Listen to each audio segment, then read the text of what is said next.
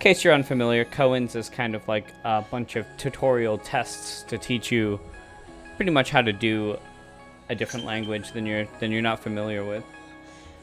Yeah. So I'm just running through these Koans today. You can get these Koans at, let me see if I can find where I got them.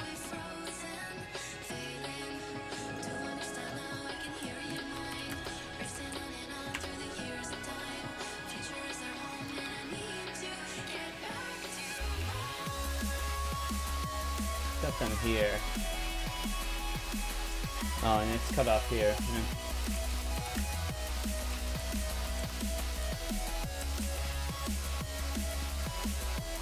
Anyway, it's that user. Alright.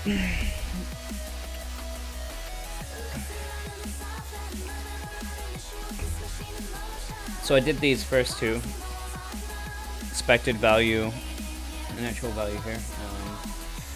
It's really just showing you how,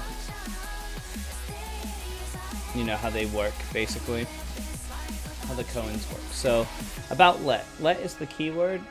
The let keyword is one of the most fundamental parts of FSharp. You use it in almost every line of FSharp code you write. So let's get to know it well. Let's get to know it well. Got it. No pun intended. Okay.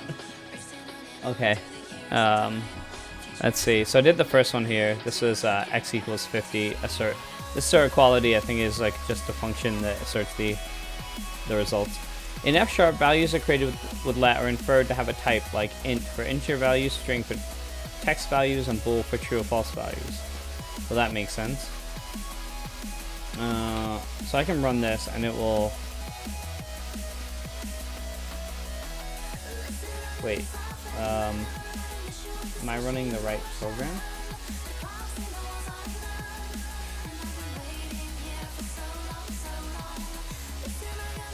Alright, this was the fill me in. Oh, got it. Doesn't throw very well here. So, I say let infers the type of value where possible.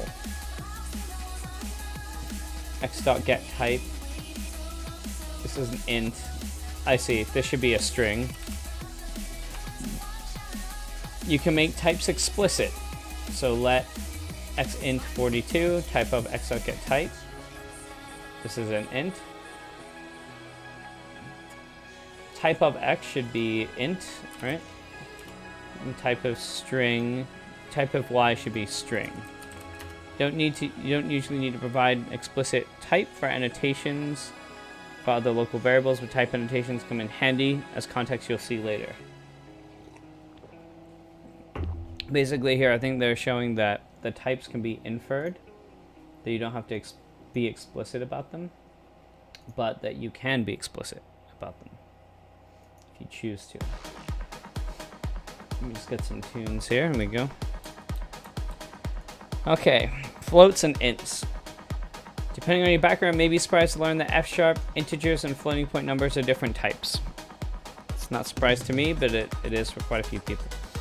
So an integer is of this type, and then this is a float right here.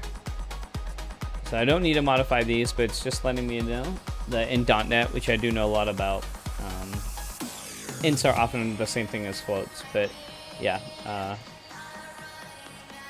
Float is FSharp slang for the double type. Okay, it's good to know. Modifying the value of variables. I see. So let mutable x equals 100, and then it looks like they're changing the value of x to be 200. So I'm guessing this should be 200 here.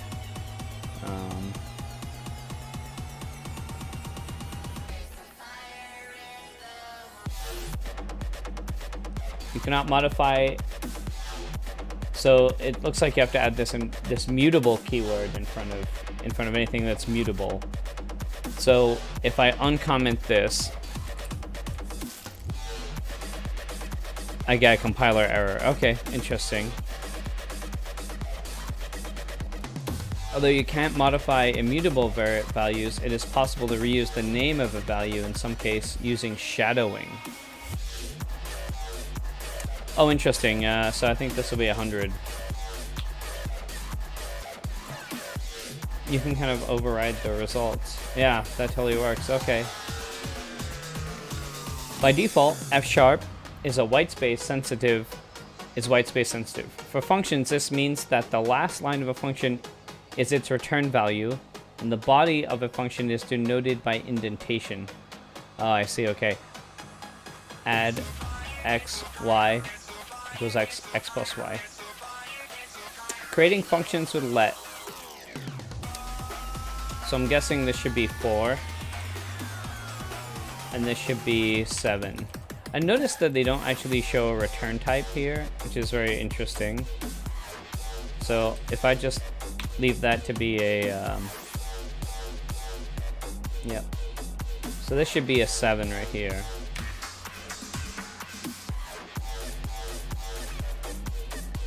Nesting functions. Let quadruple x equal let double x times 2. Oh, I see. You're making a function here called x times 2. That's a double. And then you're doubling it again. Because in F# you can have nested functions. It'd be 16, wouldn't it? Yep. 4 times 4 is 8 times 4 is, wait, quadruple. I'm not sure that's correct.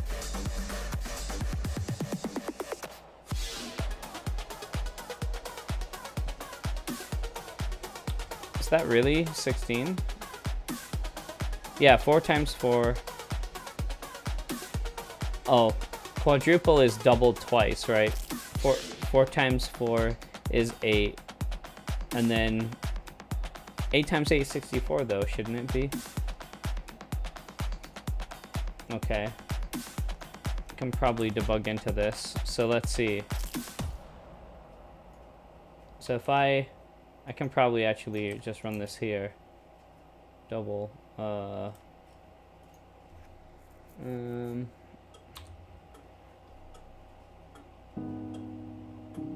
Oh, it's times 2, not times y. It's not squared. It's so 4 times 2 is 8, times 2 is 16, right? It's double, it's not squared. I was thinking squared. Which is not the same. Okay. Adding type annotations. Sometimes you need to help F#'s type interface system out with an explicit type annotation. Let's say it like an auctioneer. Replace anything with a space. Remove the space. Okay, so I think this is going to be going once, going twice. Sold to the lady in the red. Oh, try it. What happens if you move the type annotation on text?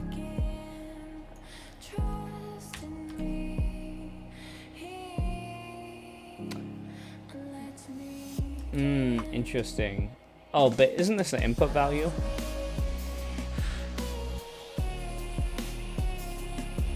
Right. Taking in a value and you have to say that it's a string. Let's see if this works. It should work. I have a typo here. Expected going once, going twice, sold to the lady in red. Going once, going twice.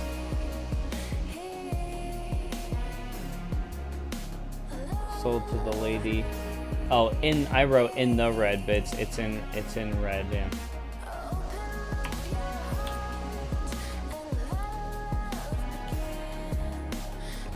Yep, that works. Okay.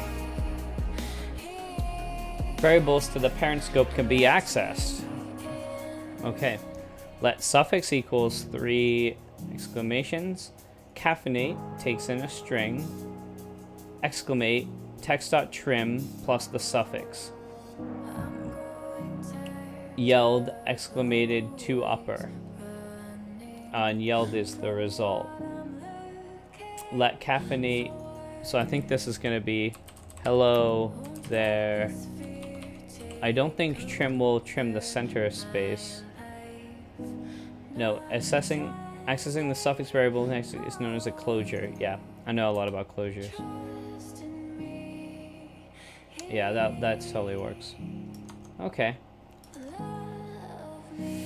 About the order of evaluation. Sometimes you need to be explicit about the order in which functions are evaluated. FSharp offers a coupled mechanism for doing this. Yeah, it's just parentheses. Sometimes you need parentheses to group things. So here's a function, add xy. I find it interesting that they don't declare the types here. So like you could do that, right?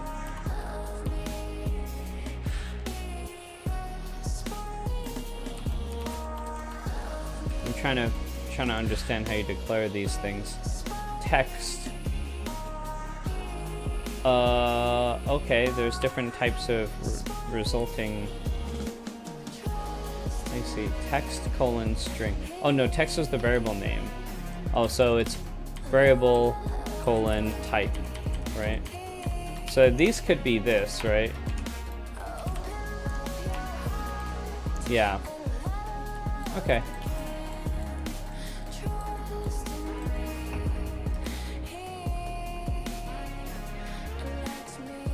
Add 5 plus 8 and then add 1 plus 1 and add them all together.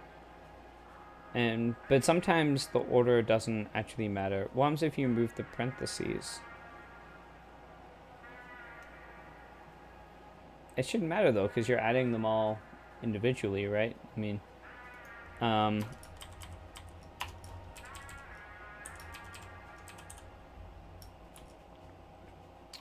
type mismatch. Right, because it just doesn't know how to group that. Like, this is trying to pass in. Like, I wonder if I got rid of that.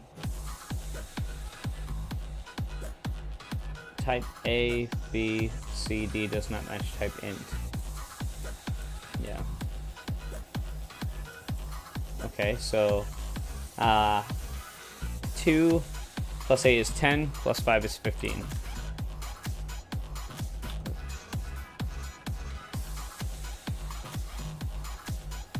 Okay, that works. The backward pipe operator can also help with grouping. Oh, interesting. Double X. Oh, I see, okay. Yeah, this is fancy. So this is getting the results of this, I'm piping it into here. So 8 plus 2 is 10, plus 3 is 13, right? Because 5 is 3 and 2, so it's 13, but then that's doubled, so that's times by 2. 13 times 2 is 26.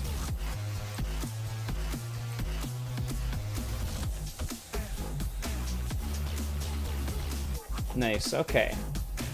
The unit type is a special type that represents the lack of a value. It's similar to void in other languages, but the unit is considered to be a type in FSharp. Okay, unit is used when there's no return value for a function. Send a data, and then here it is. Could this just be equivalent to... Note that the friends value displays as null in some cases. Interesting. So I think you can just... It's like an empty... It's an empty unit. Parameterless functions also take a unit as their argument. Let say hello equal hello. Let result say hello. Result. I'm gonna guess it's hello. I think that's correct. Alright, I got it. About tuples. Tuples are used to easily group together values in FSharp. They're another fundamental construct of the language. Create tuples. Let items equal apple and dog. Assert equality. Items. I think this one's an easy one, right? Tuples automatically can compare themselves. Accessing tuple elements. first, second, assert equality, fruit. Is it third? No, just first.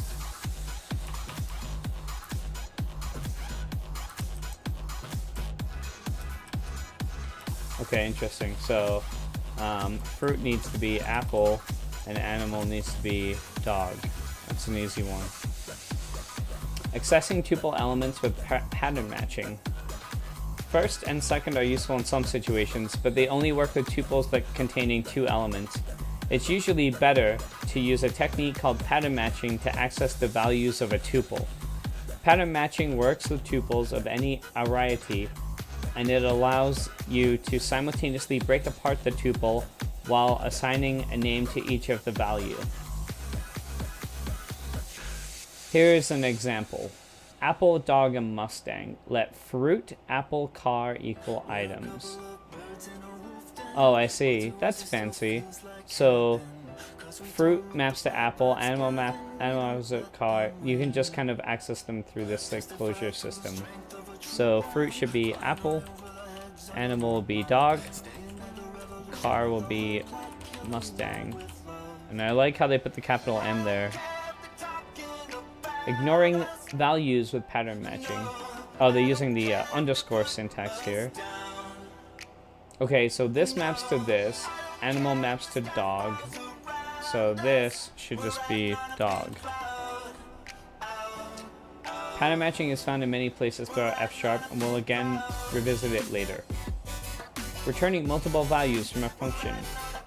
Let square and cube. X. Oh, I see. It's a tuple. This is a tuple return. So squared and cube, square and cube. Okay, so squared would be 3 squared is 9. And then 3 cubed. Wait. Squared is 9 and cubed is 27.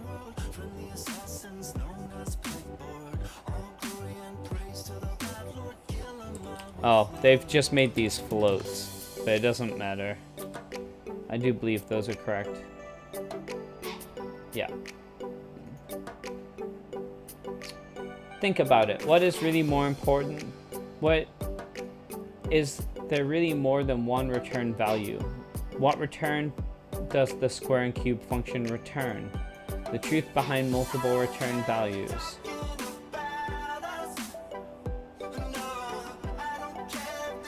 Oh, I see. This is going to be 9 and 27. Like, it can just be in the tuple like that. You don't have to assert them independently. About strings. Most languages have a set of utilities for manipulating strings. FSharp is no different. Okay. This is hello. Concatenate value. So this is hello plus world. This should be hello world. Formatting string values. Sprint F.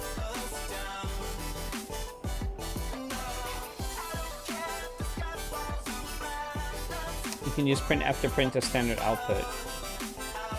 I see, so this %d is going to be, so FSharp turns it to %d. Oh, no. Turns it to 11. You can use printf. What is sprintf, though? What is the difference between... Oh, because sprintf like returns the message as a message here just for them. Hello s and then world. So this should just be hello world.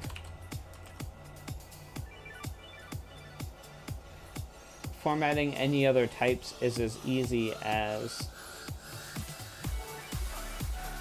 A. I'm assuming that it's gonna basically be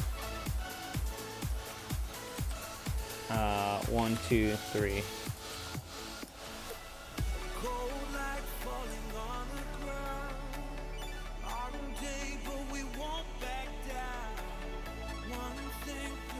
expected. Oh, with the parens. With the tuple parens. Okay.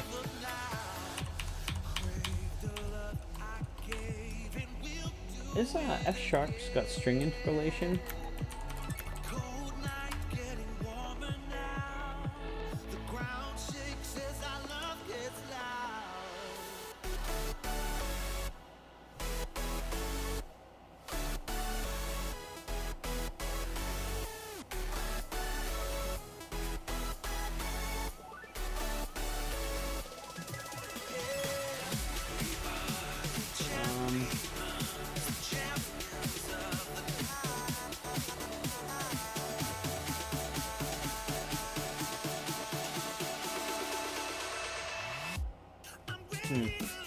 Looks like they're still working on string interpolation with F-Sharp. Kind of lame. Combining multi-line.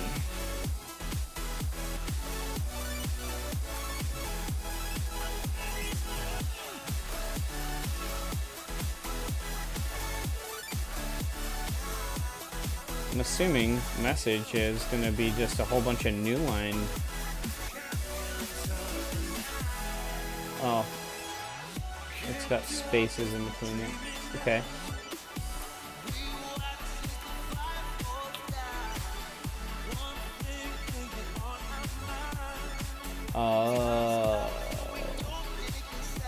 Oh, right. It's escaping the new line there. Yeah.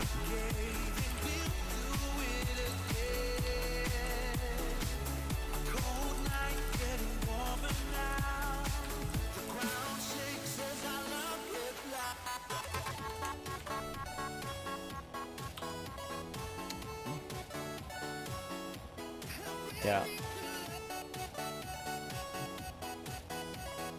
This one's different. This one is actually on 5 lines.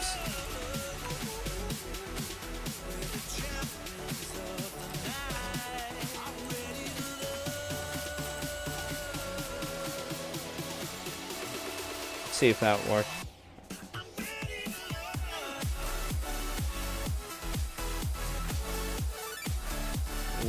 White space is incorrect on it. I'm just gonna maybe copy this whole thing. Probably the easiest thing to do. Because it's scooping up the white space as well. Extract values.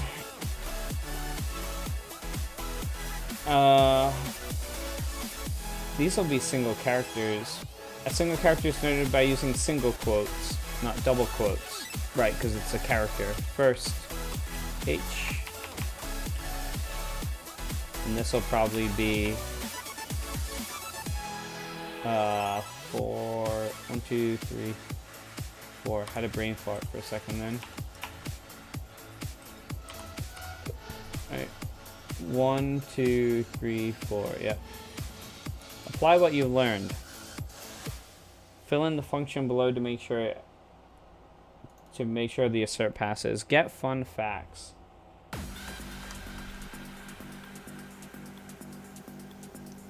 Let fun facts about 3 equals get fun facts 3. Let fun facts about 6 is get fun facts is 6. 3 doubled is 6, and 3 tripled is 9. Oh, I see. Okay, so this will be an sprintf, and I think that it's a %d, right? Shit, dude.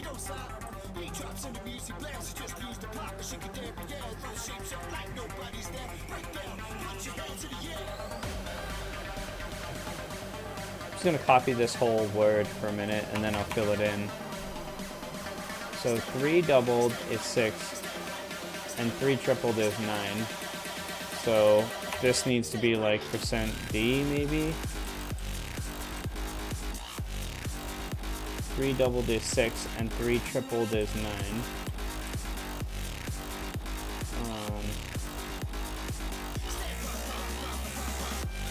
F# multiple values for string dot format. For SF for F print. How do you pass in multiple values for print F#,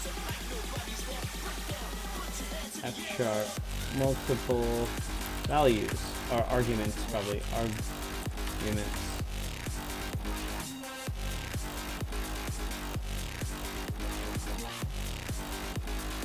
It's based on C style.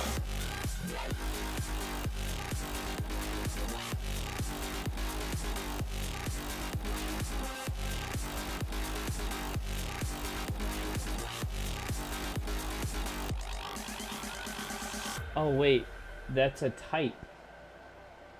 Those are this here is actually a type.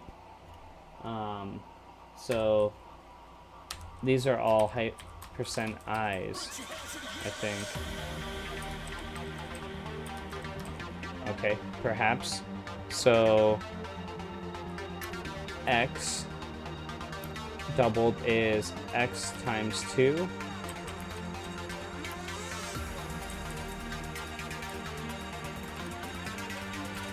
Wrap that in parens here.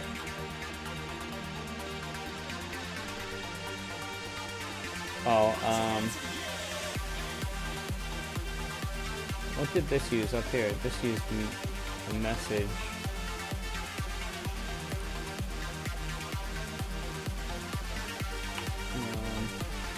Print to F maybe?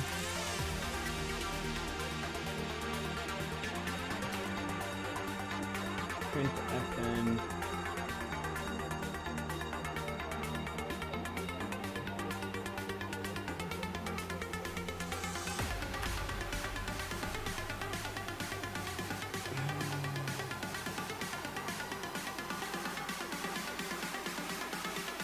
I think I'm doing something advanced here by using this thing.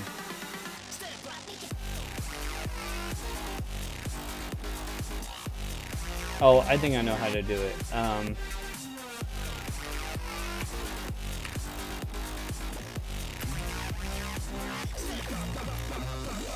Okay, do that part in a minute. Let's just for now make this empty string return. Okay. And x times by 2 times by 2 is tripled. Oh, and 3, this will be x, and then that, right?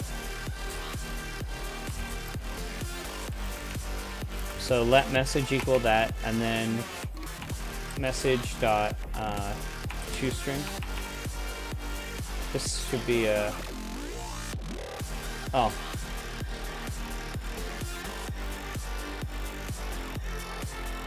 Okay.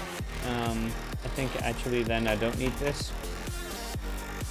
I'm not sure if this is making it... Maybe I just need to wrap this in parens as well here. Yeah, that looks like it's gonna work.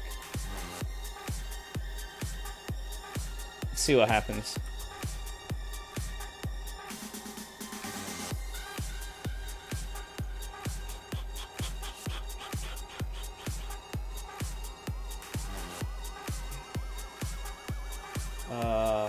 Other was O. Oh, 4. Oh, 4 is the 5th value. So that makes sense. Got that one wrong.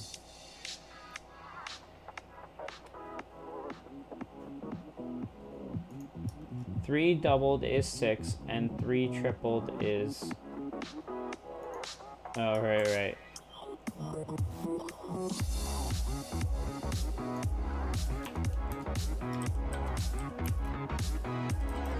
So I could do a...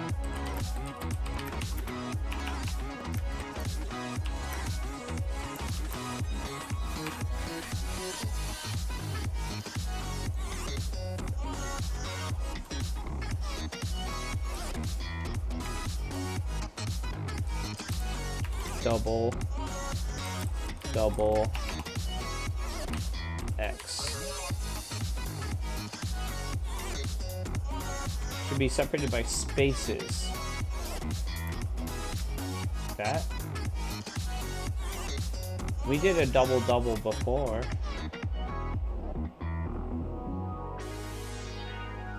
Successive arguments should be separated by spaces or tupled.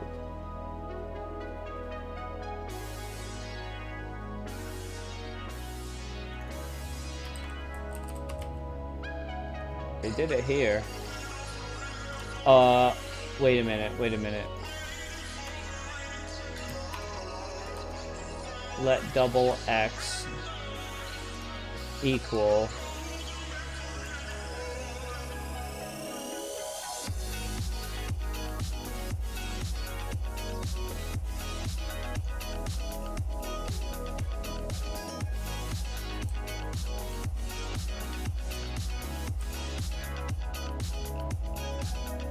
wait a minute. Okay, so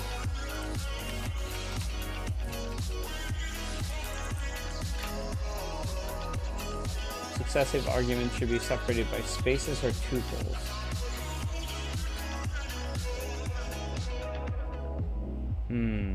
Successive. So I know I could like, now I could do like let doubled equals double. It's just ugly though. Why would I want to do that? Like I put that there and then doubled. Put that here, right? Maybe because it's wrapped so deep here. Because like if I double the doubled value, it's gonna yell. See, successive arguments should be separated by spaces or tuples.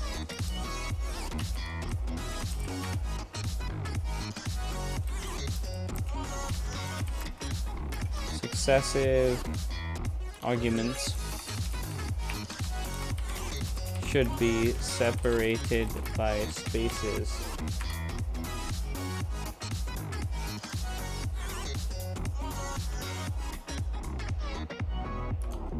Wait a minute. I think I'm getting it maybe a little bit.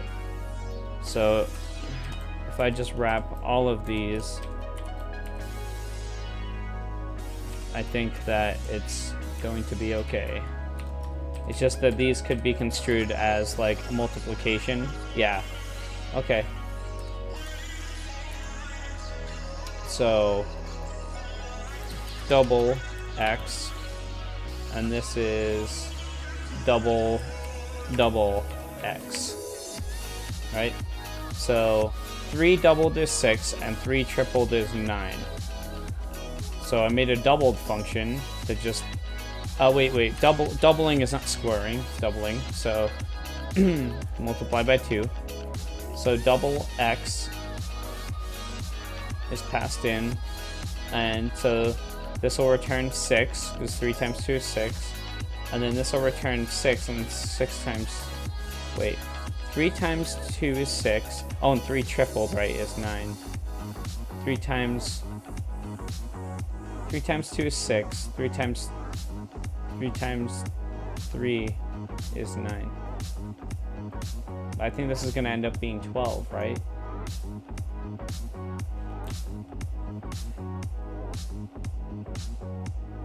Yeah. And 3 doubled is 6, and 3 tripled is 9. Okay, maybe I should have just done x times x. No, x times 2.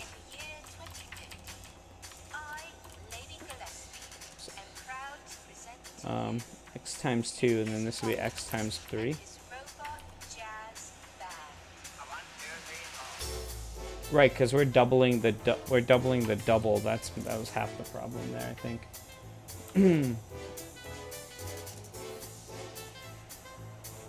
This looks like it's gonna work. Yep, nice. Still trying to figure out FSharp. In case you're just joining me, I'm doing what they call Koans, FSharp Koans.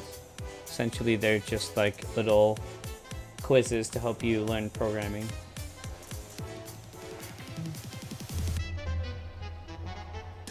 Basic branching.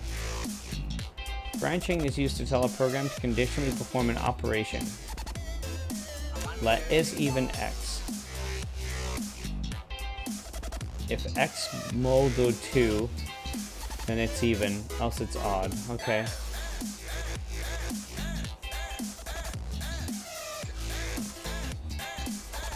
It's even.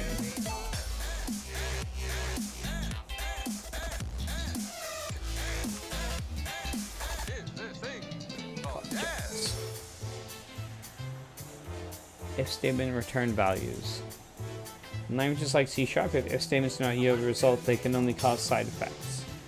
In FSharp, return values due to FSharp's functional programming roots. If 2 equals 3, then something is really wrong, else no problem here.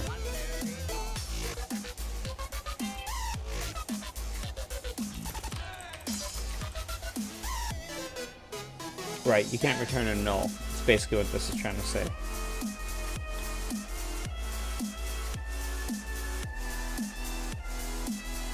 Branching with a pattern match. Match x with apple is true underscore false. Result 2. Let result 1 is apple apple. Let result 2. Oh, I see. So this will be true. This will be false.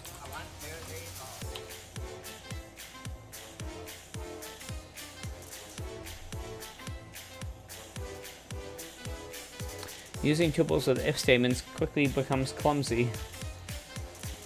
Yeah, no joke. Let name food choice. If food choice equals veggies, or food choice equals fish, or food choice equals chicken, then string doesn't want red meat. Name.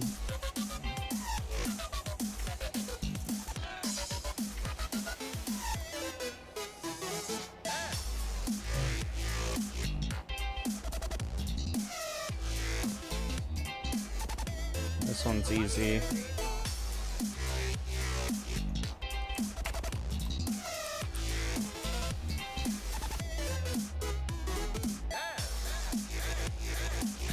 Wait, Chris does not want red meat, but Chris is asking for steak. The food choices.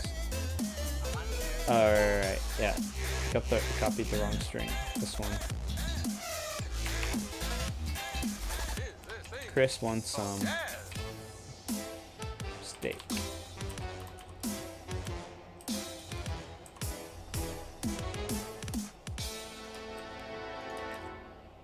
And Dave does not want red meat.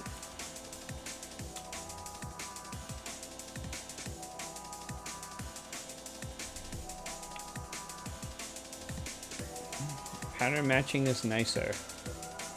Match with, oh yeah, okay, so this is the kind of gross expression. Let dinner match x with name veggies, name, oh, I see here, he's kind of constructing tuples. Weird choice. So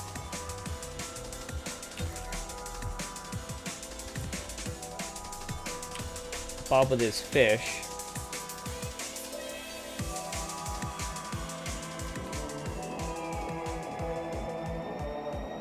Wait. So Bob does not want red meat. And Sally wants some burger.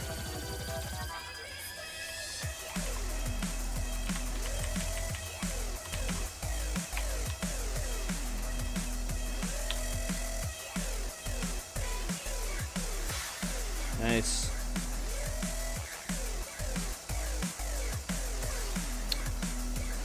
Ooh.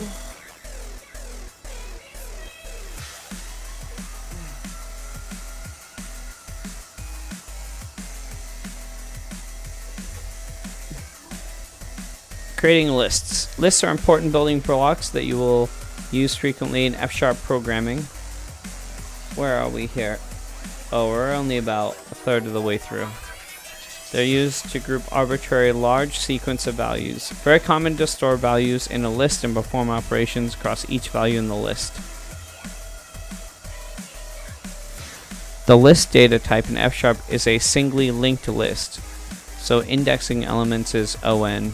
ON is a big O notation. This means it, let's see. ON means it costs the same no matter how many variables, right?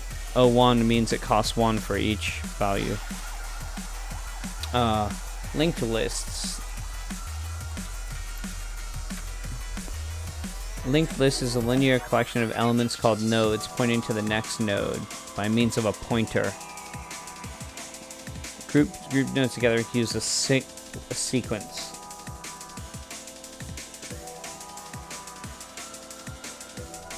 Let me just close some tabs here.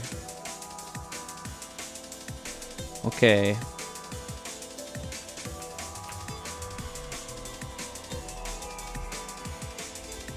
A moment.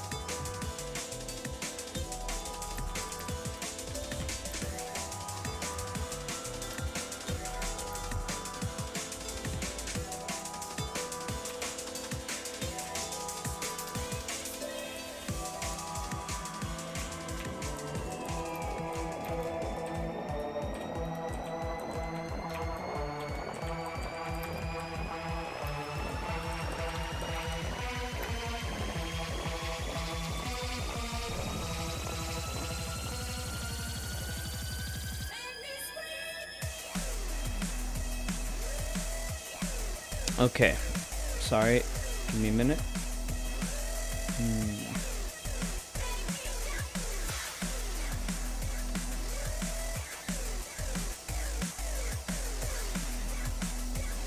Alright.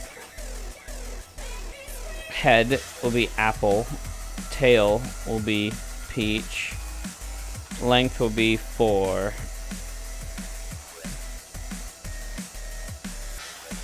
String list as type string. Gets the first element, gets the tail element of the list, which is a list containing all the elements of the list. Gets the entire tail. Okay, my bad. Okay, tail is a list containing all the elements of the list excluding the first element. Oh, okay, that's weird.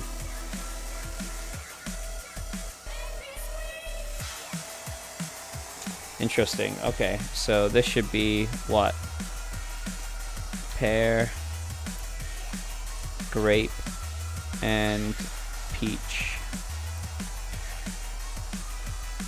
And length gets number of items contained in the list should be 4. Should work, hopefully. Nice. Yes, it does. Okay. .NET developers coming from other languages may be surprised that F# list type is not the same as the base class library's list T. In other words, the following assertion is true. Right, so the list here, this list, is not the same as system.collections.list. Where does this list come from? I would love to know where that comes from, like that, where that, probably somewhere in FSharp core or something. Building new lists. First, second, third. Oh, I see. Is appending. Oh, it's a union. That's a union. Note double thing is known as a cons. Okay. Assert equality, second, first.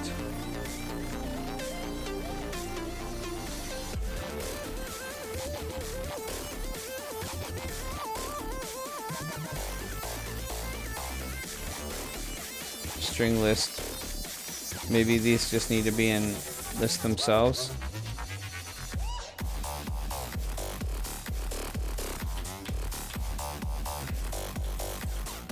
Wait, let me check to make sure this works how I think. Second. Oh, wait. Okay, never mind. I forgot these are declared up here. What are these things? I'm thinking that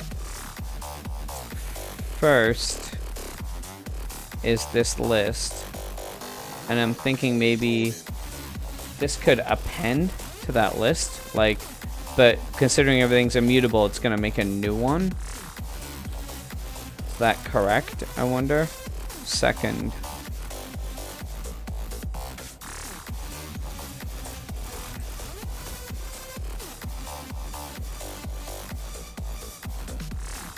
Gonna put this here. Is that correct? Build errors.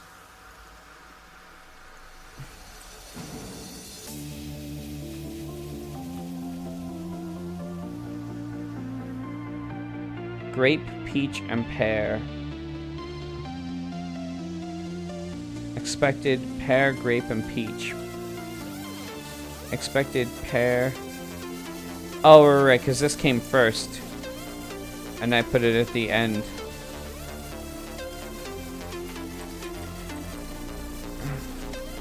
Pear, grape, peach.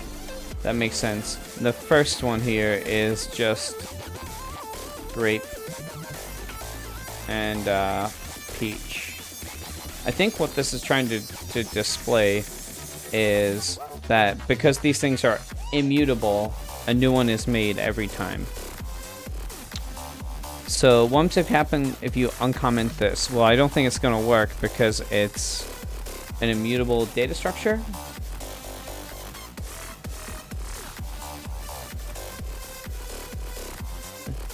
Property tail cannot be set. Think about it. Can you change the contents of a list once it's been created? Well, in an ooh, maybe if you add the mutable keyword to it, maybe.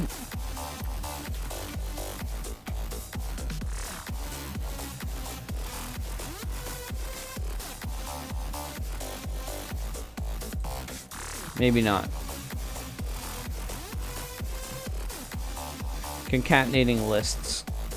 First at second. Oh, that's interesting. So, first is, well, it's just this, isn't it? There's nothing there. And then this would be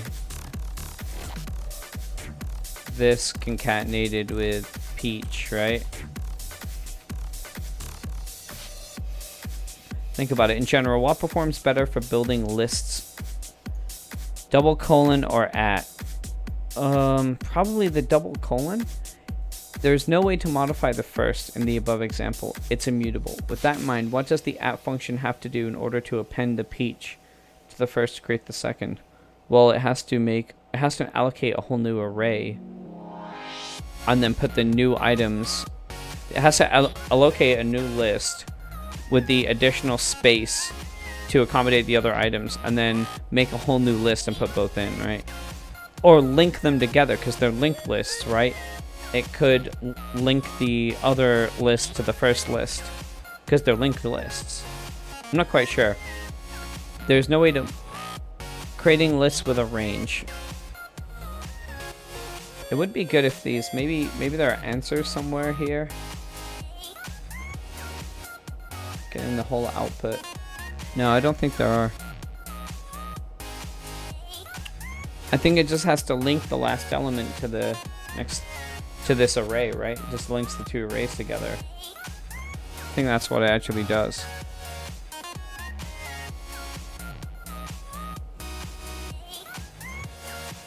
Because they're linked lists.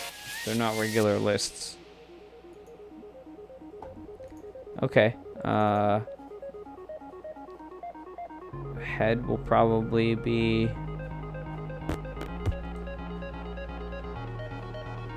0, and this will probably be 3. That true? Or build errors. Oh, no, tail is gonna be 1, 2, 1, 2, 3. Because it doesn't include the first element.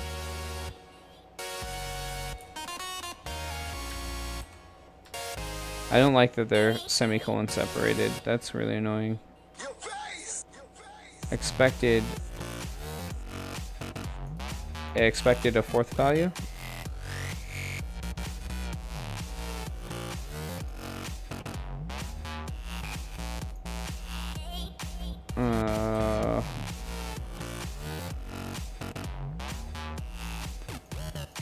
Did it expect 1 through 4?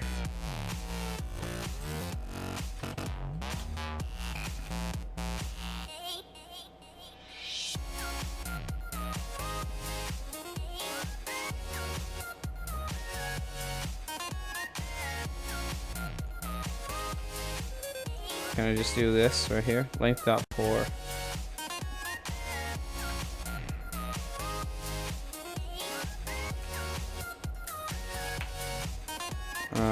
I'm hoping that works. Yep, that did work. Creating lists with comprehensions for I in 0 through 4 do yield I.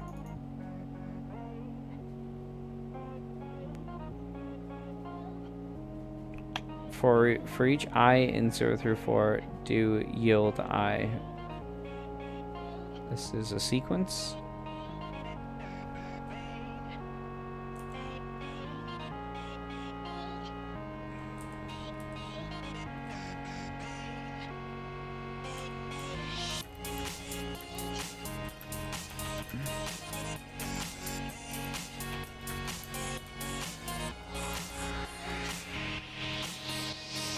I'm not sure if this double is inclusive or not. Like, that is different than this, I believe.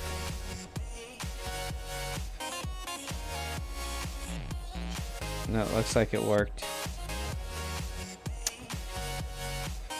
If I is even, basically if it's even, equals 0, then return it. So only return the even numbers. So 2, 4, 6, 8, 10.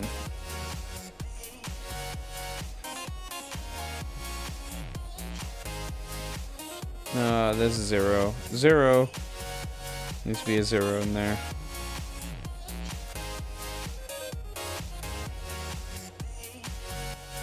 Nice. That worked.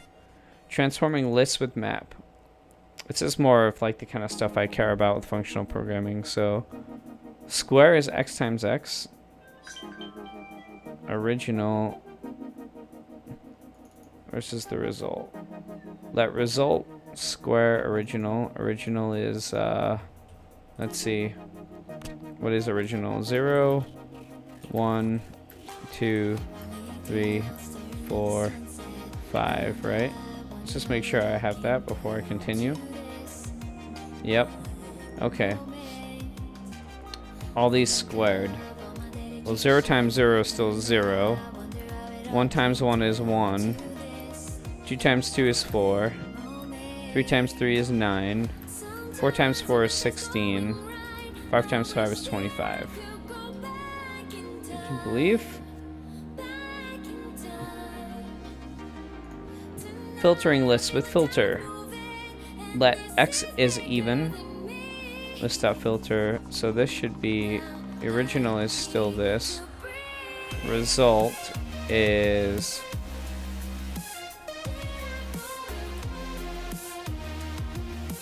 zero is technically even.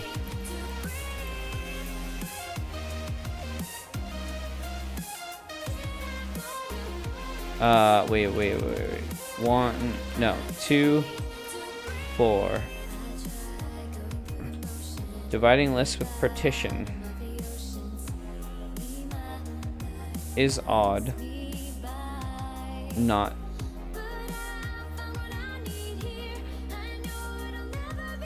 Oh, I see. This just returns is odd. Original. This is the original. There are many other useful methods in the list module. Check them out by typing dot after list.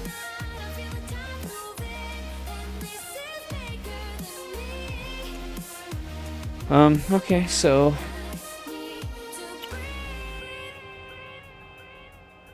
this should just be list.partition splits a collection into two collections containing the elements for each. Oh, I see. So this should just be all the odd numbers. One. So it should be a list within a list. It should be 1, 3, and 5.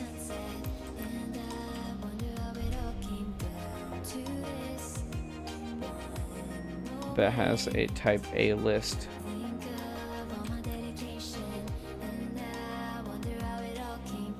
This expression was expected to have type int. Shouldn't there be two lists in here though? Oh no, I see. They've peeled out the results here. List.partition.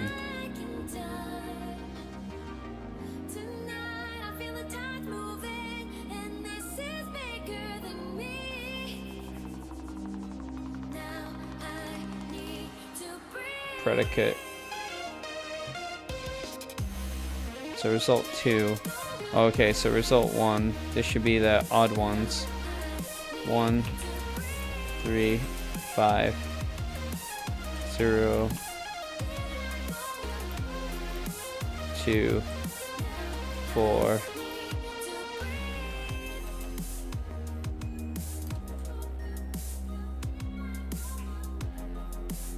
Nice.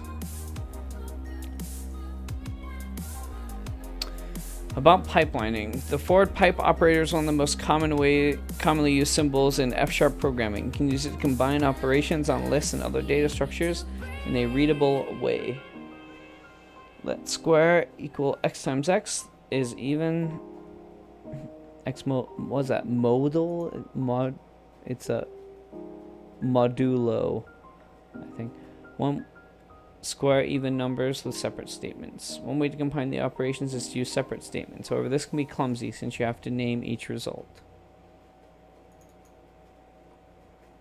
Sort of equality result is we're only squaring the even numbers. So 0, 2 times 2 is 4, 4 times 4 is 16. I do believe that's gonna work.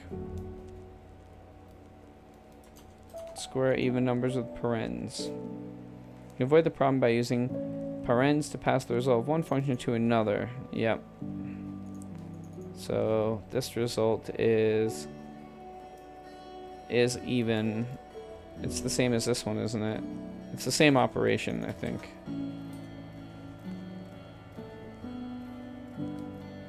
Yeah. Square even numbers with the pipeline operator. This is the same again, but in F# you can use the pipeline operator to get the same benefit with the readability of the statement style. Yeah, I like this a lot. See this? How the pipeline operator is defined. Let the pipe xf and then fx. That's it? That's all it is? I guess that makes a whole lot of sense.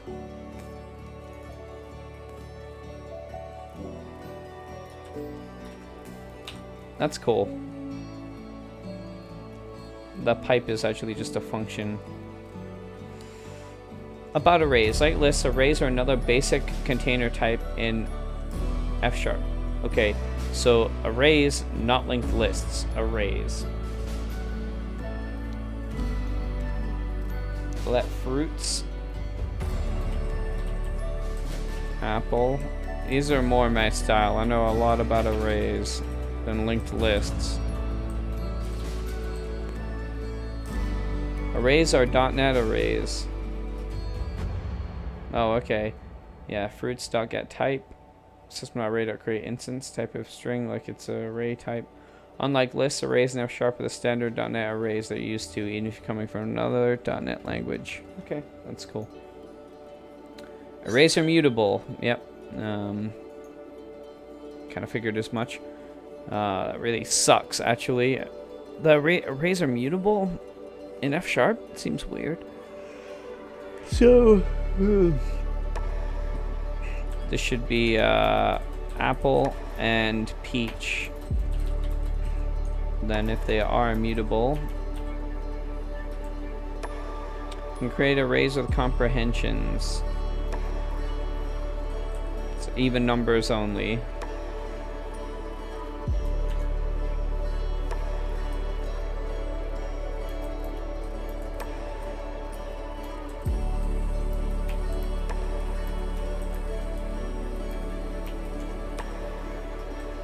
There are also some operators you can perform on arrays.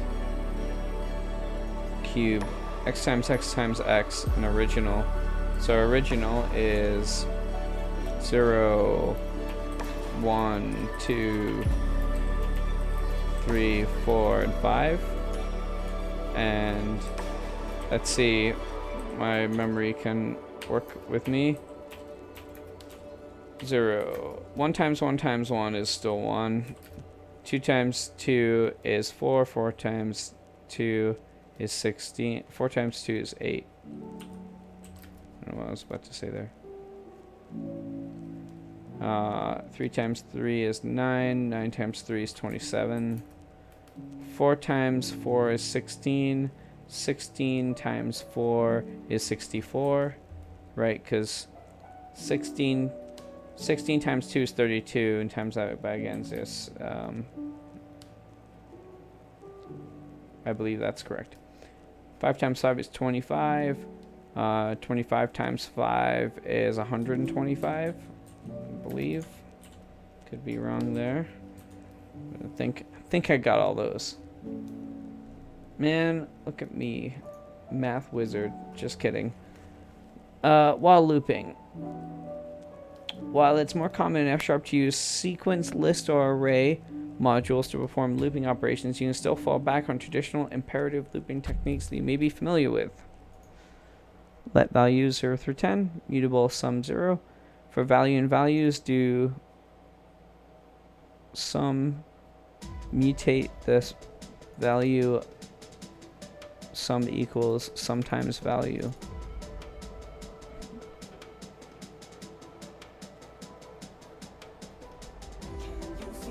Okay, so Jesus Christ, what is this? Is gonna be a big number. Let's see.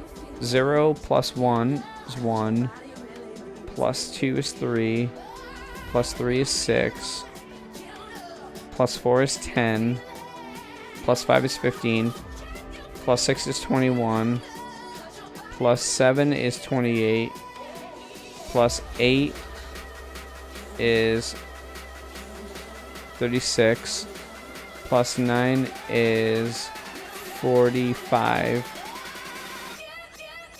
and then plus 10 is 55.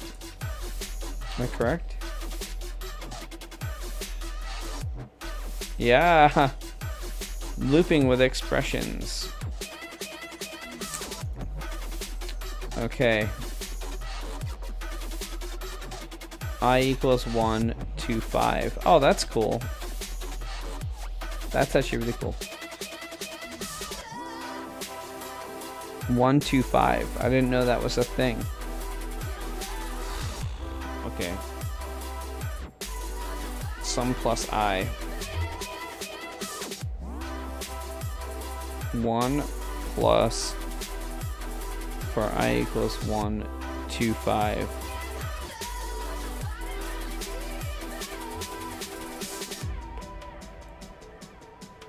One plus 1 is 2, plus 2 is 4,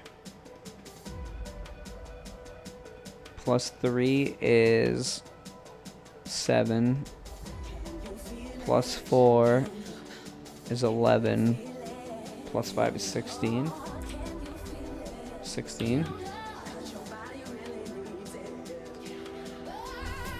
15 for I equals 1 to 5. Oh, sum starts out with 0. That makes sense.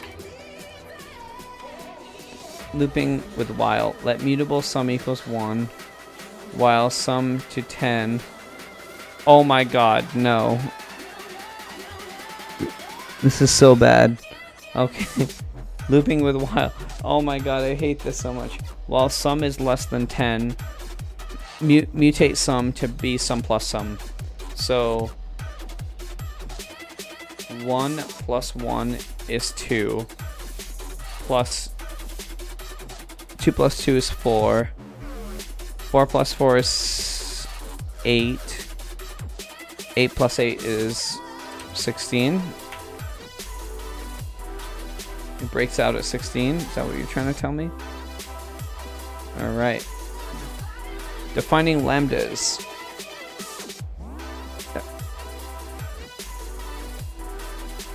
More about functions. Defining lambdas. Colors is maze.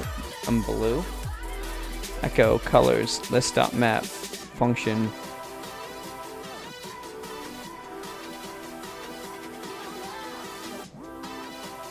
X plus space X.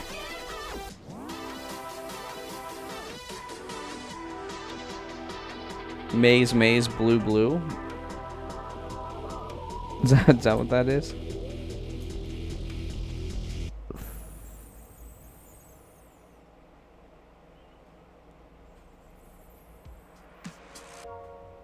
Tuning out of starlight, the innocent lifetime flickers and flashes under a canvas. No, nobody seems worth it. Is this true? It's maze. The view is so restrained. The past is nearing closer and closer. Maze. Let's just cut Blue, blue. tell me who's in Seems weird, but is that true? Berlin and your life's escaping I think that's what that's doing. Yeah, I guess so.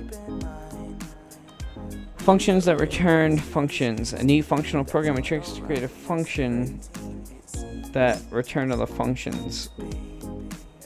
Let add x function x equals x plus y. You call both functions as if they were only one. Is that true? 6? the edge of us getting weight. Read about your life in your local paper. Fancy result. Realize Add 10 equals add. Oh, I see. Add 10 is 24. off your canvas. Delirious flowing backwards. Functions written in the style said to be curried. Try to see it clearer. Secretly appealing to a lonely prisoner.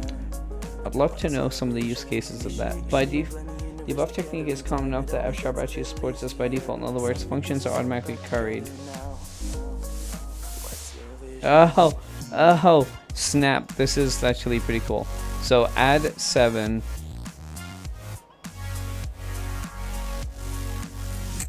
Unlucky number.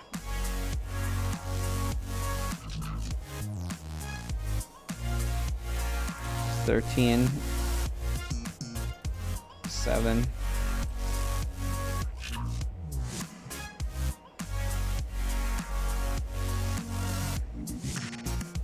Right, this is a function here. Non-curried functions. You stick to the auto-curried function syntax most of the time. However, you can also write functions in uncurried form to make them easier to use from languages like C#, where currying is not as commonly used. Add result. Add 5 will not compile now. You have to pass both arguments at once. Oh, got it. Because this add is x and y like that. And then this is explicit. Got it. So it's at 45. Oh, currying's pretty cool. That's powerful. Okay. About .NET collections. Since FSharp is built for seamless interop with other CLR languages, you can use all of the basic .NET collection types you are already familiar with if you're a C# or VB programmer. Okay, so this is like more old school like .NET programming. So let fruits is newly a string. Fruits.add is apple. And then this will be pear. Creating .NET dictionaries. Address book is a new dictionary of string.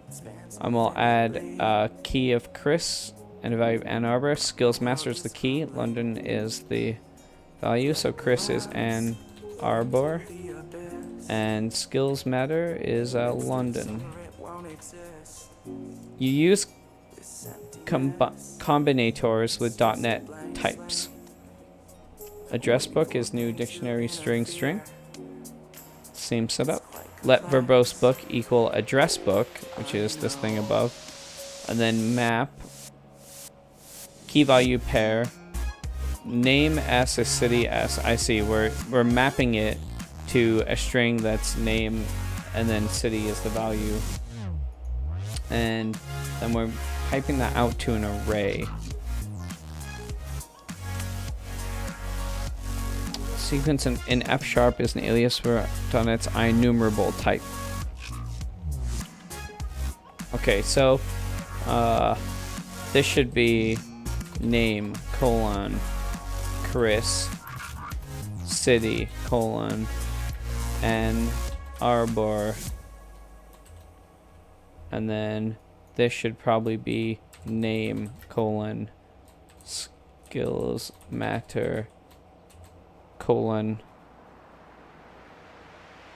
wait, no colon, city colon London.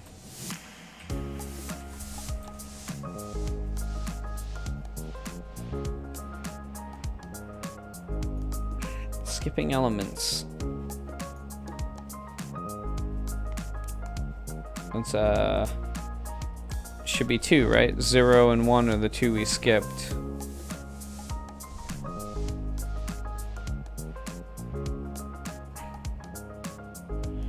This expression was expected to have sequence int, but has type int.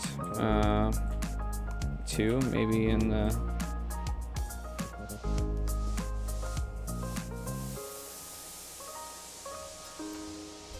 What's the result supposed to be? It's a sequence. How do you declare a sequence? FSharp sequence with the value.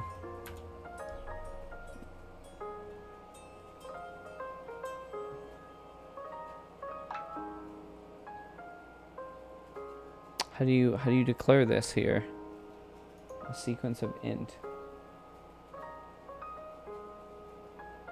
Oh, it looks like the internet spoken, maybe? Valid object. No, that's an object.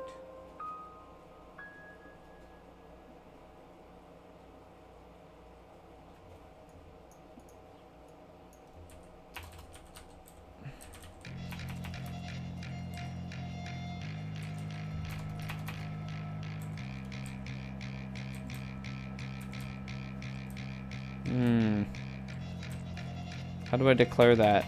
It's 2. We know it's 2. Maybe if I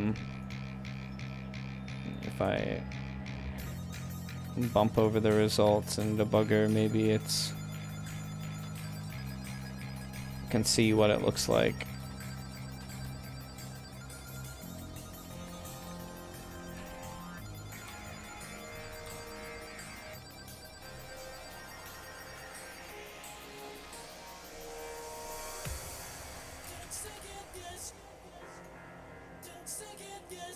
Result.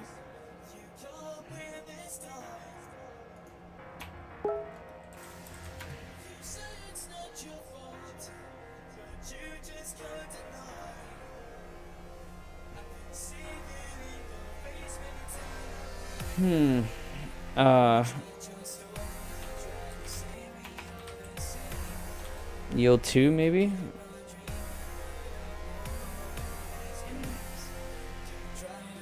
Sequence.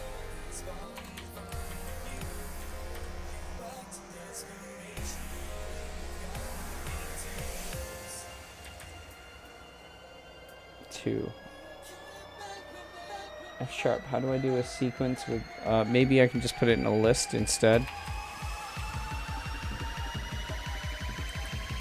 Or a array.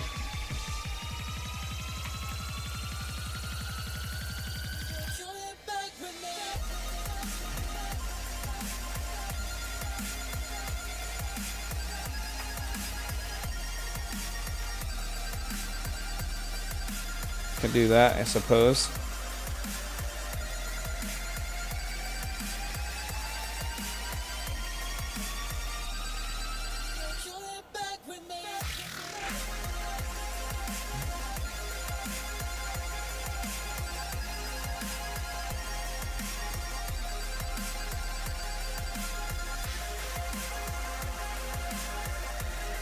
Hmm.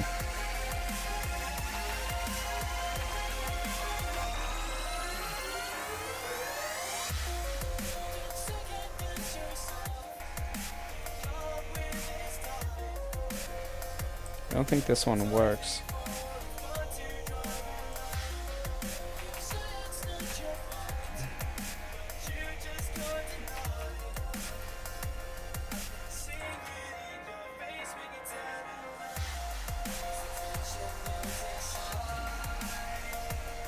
Hmm.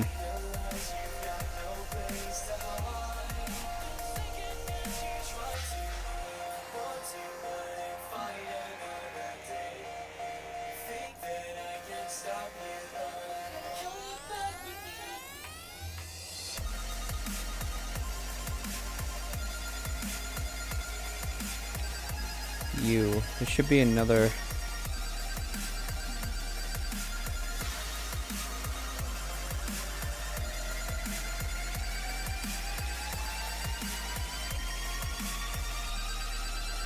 Oh, just skipping the first two. 2, 3, 4, 5. Yeah. So wait, can I do...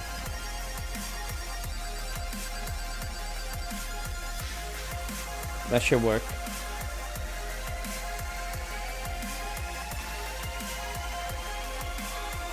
Nice. Ooh, that was a tough one. Sequence.max. Guessing it's just 20.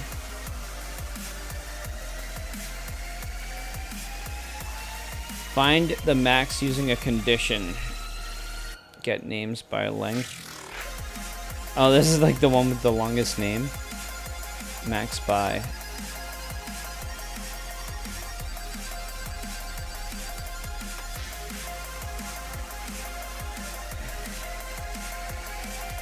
Pretty easy one there, I think.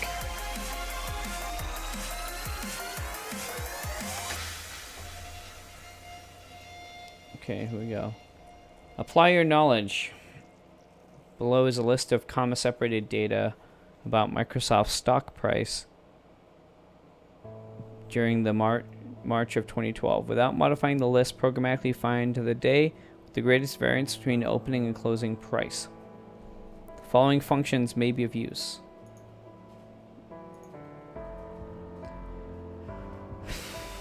ABS takes the absolute value of an argument. System.double.parse converts a string argument into the numerical value. Use culture info invariant culture to always parse dots as the decimal point.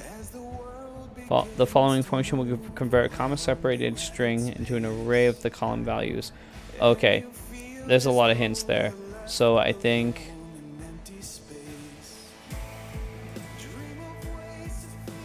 Result.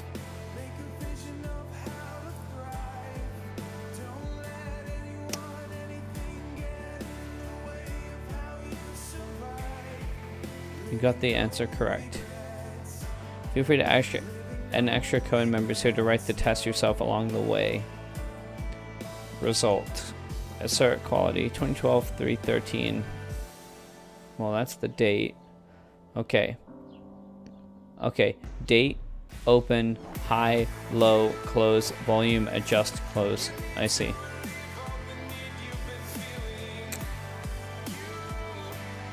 So here's the shape of the data. Let me get rid of this. This should really have been a comment.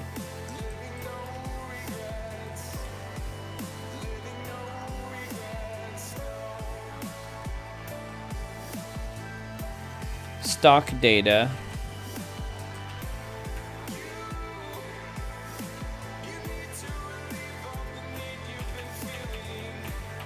First thing we have to do is we have to parse out that information.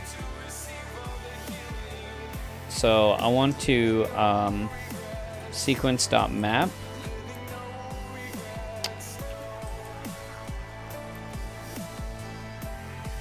So this is X is the item in here, and are two, like, can you do tuples like typed? I'm wondering, or maybe can we do? I'm wondering if tuples, strings, branches, lists. I think you can just do random data here, right? Okay.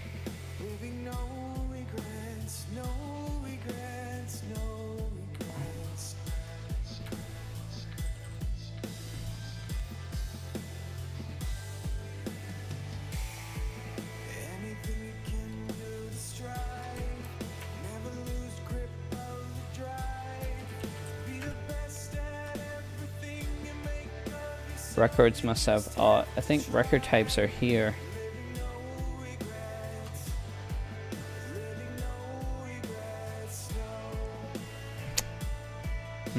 Date, open, high, low. Wait a minute. Okay, wait. Each one of these is a unique date. So, high, low, close, volume, adjust. Greatest variance between the opening and closing price.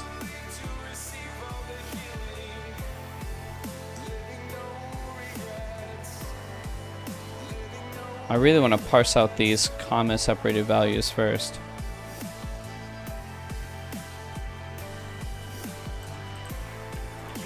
Split on the comma.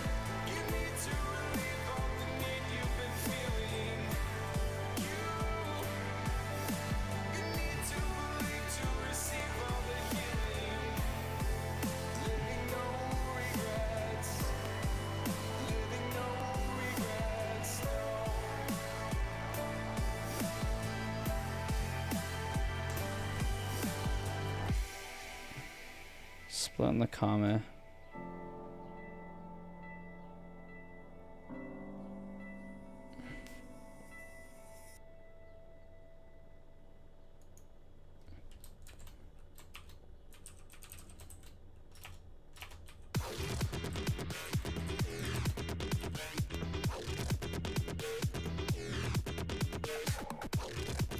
Declare the type.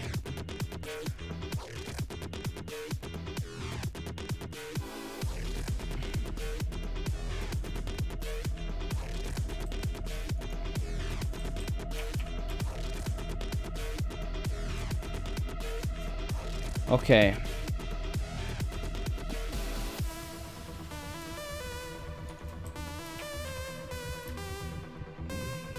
So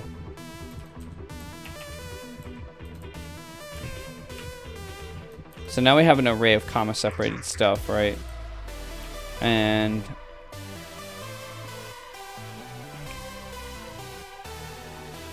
sequence.max by,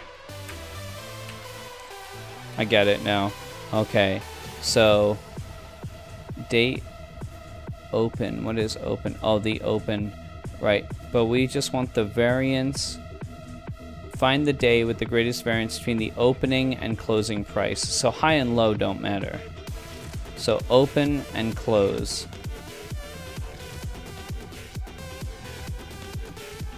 The highest variance.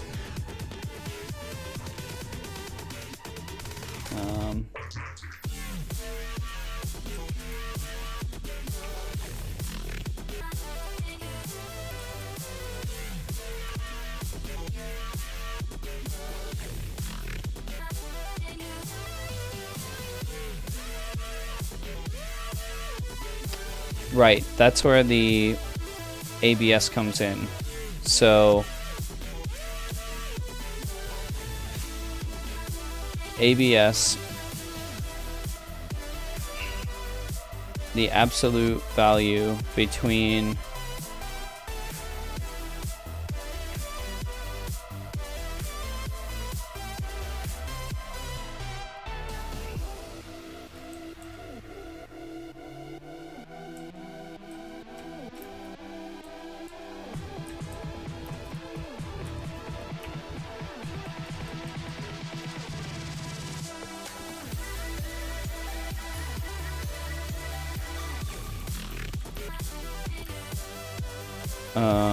okay. So the absolute result of X and 0, 1, the open minus 0, 1, 2, 3, 4, 5, 6. The 6th slot.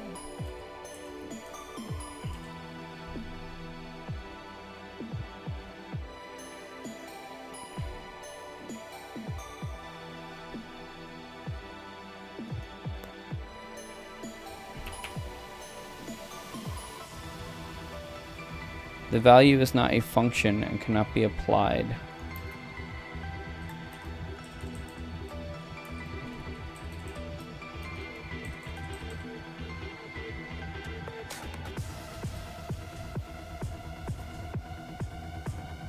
It's unfinished.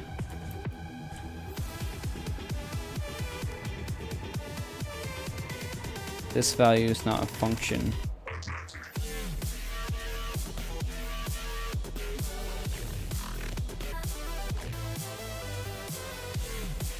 Split on the value, right? So x is an array of strings.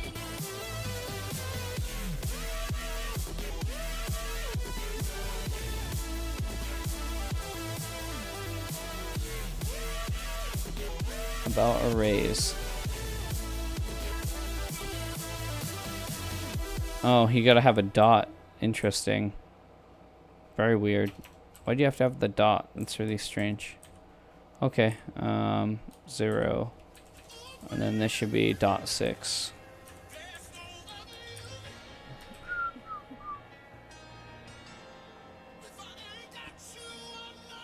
Returns the greatest of all elements.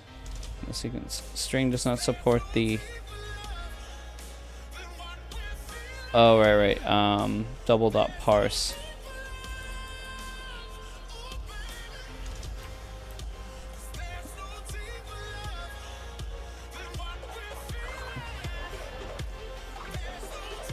System of double dot parse.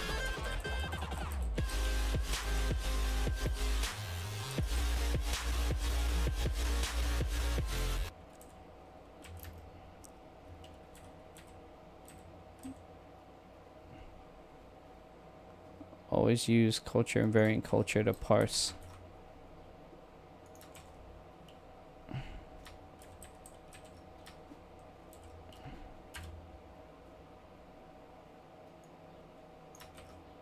My music's gone. So I'm gonna make a function in here called let parse equals and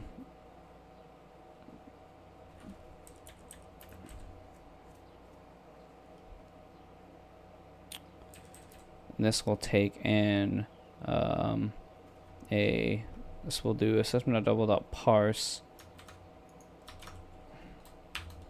on X with the correct culture value.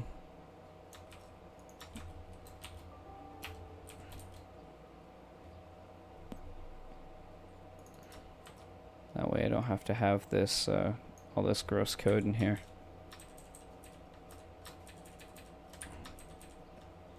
I can just do that and it looks a lot nicer. No, I'm thinking functional, I guess.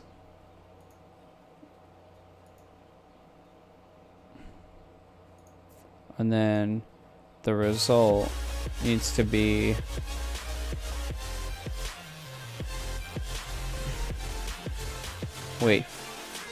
date open 0, 1, 2, 3, 4, 5, 6. Yep. This will be result.0. This value is not a function and cannot be applied. Okay.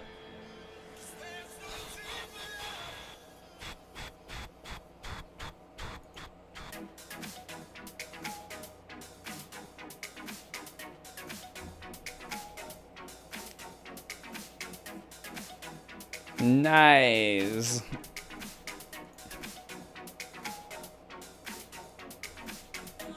Records have properties. Yeah, I think I like records a little bit more than just arrays.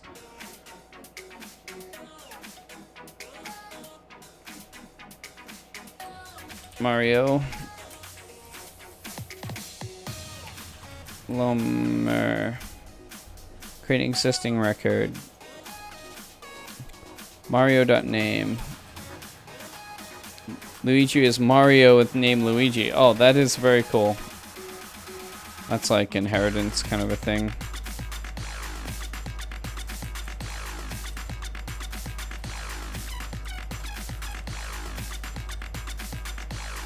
I haven't even gotten to classes yet. Comparing records.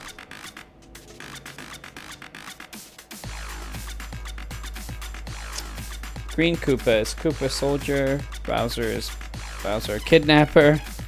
Red Koopa is Koopa Soldier.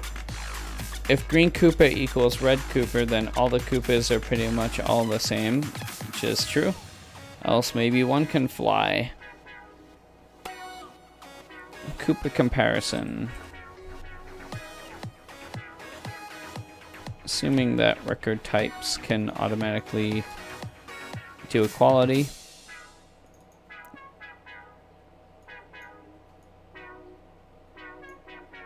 If Bowser equals Green Koopa.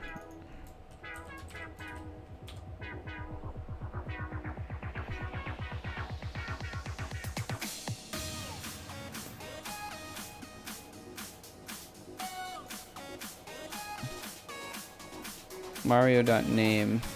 Oh, I wrote name instead of Mario. God, am I retarded?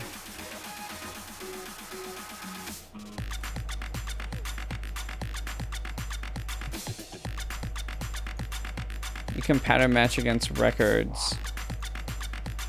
Match character with occupation plumber. Good guy. Oh, right.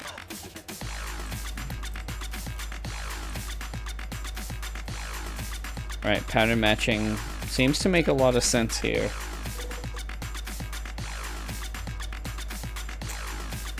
Options types might contain a value.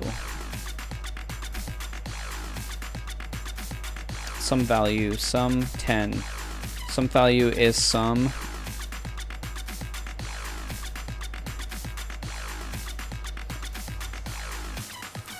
About option types. Option types used to represent calculations that may or may not return a value. You may used to be using null for this in other languages. However, using the option types instead of null has subtle but far-reaching benefits. Probably like no null pointer exception.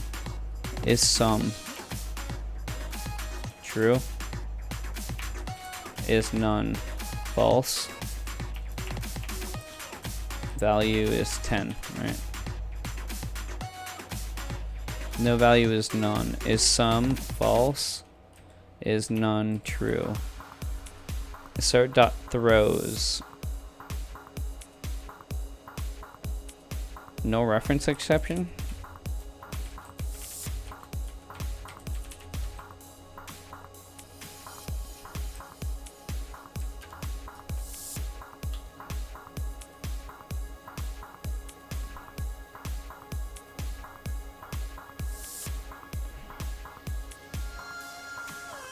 You have to turn off I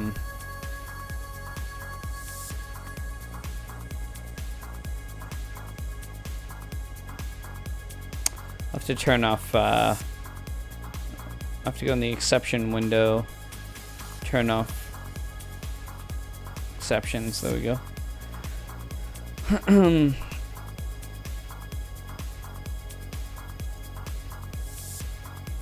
Using option types with pattern matching. Chrono Trigger, name Chrono Trigger, platform SNES, score sum 5. Platform Xbox score is none. Oh, I see. Translate score, match 5, 4, 3, 2, 1. Yep. Let get score game equals sum score. Translate score, none is unknown. Get score Chrono Trigger is 5.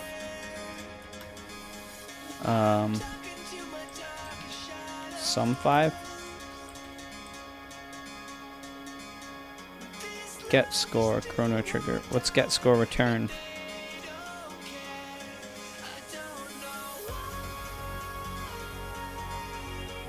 Oh, great.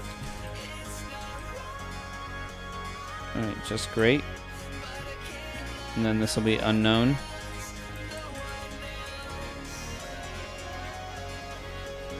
Projecting values, some option types. Chrono Trigger is the same data. Halo is also the same data. Decide on game. Game.score. And we're going to take the score and map it. This is a function.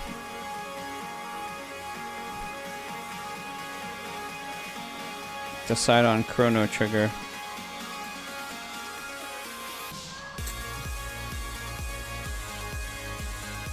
Look at the return type of the decide on function.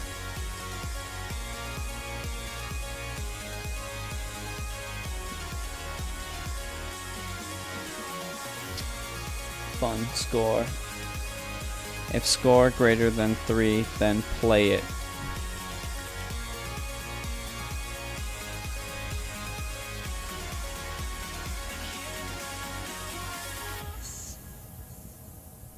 String option, but here it has the type.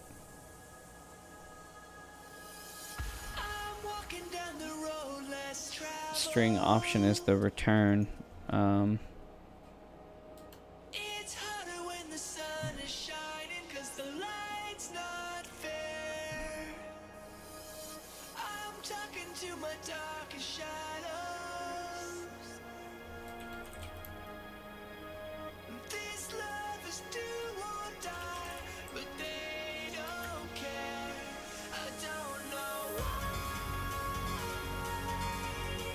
I do this to myself. Score greater than 3.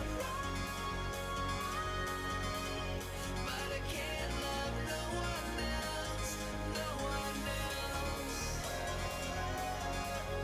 But I can't love no one else, no one else. The return type. The return type is string option.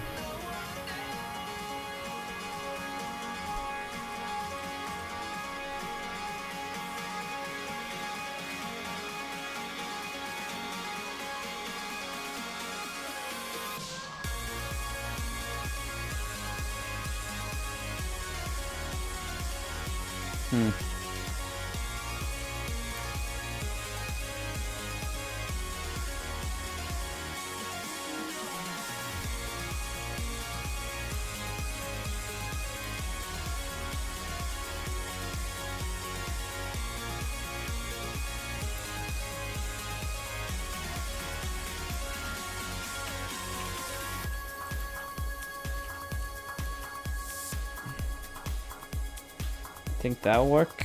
Maybe?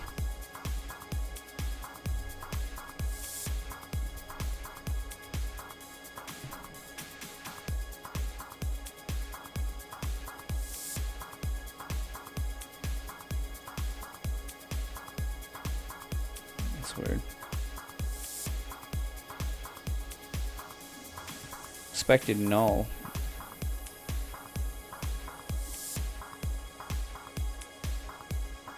Some with no value. Oh, none.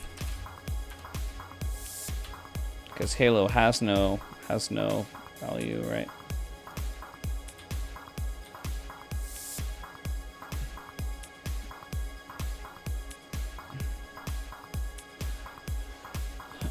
Discriminated unions.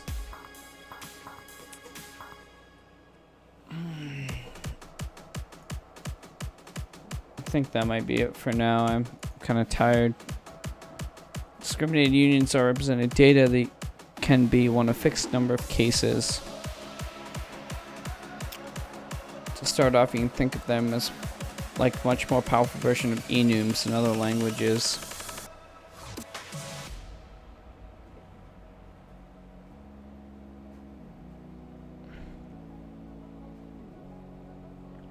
Type condiment.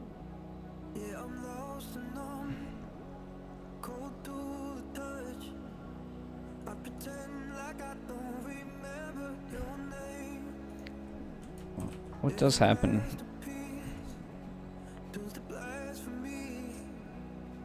Oh, interesting.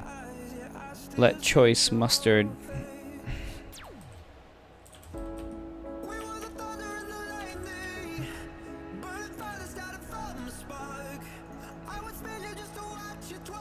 Discriminated union cases can have types.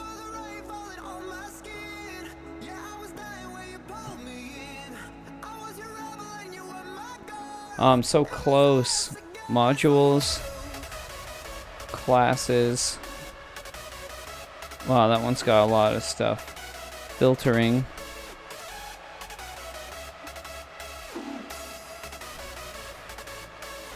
Path to enlightenment.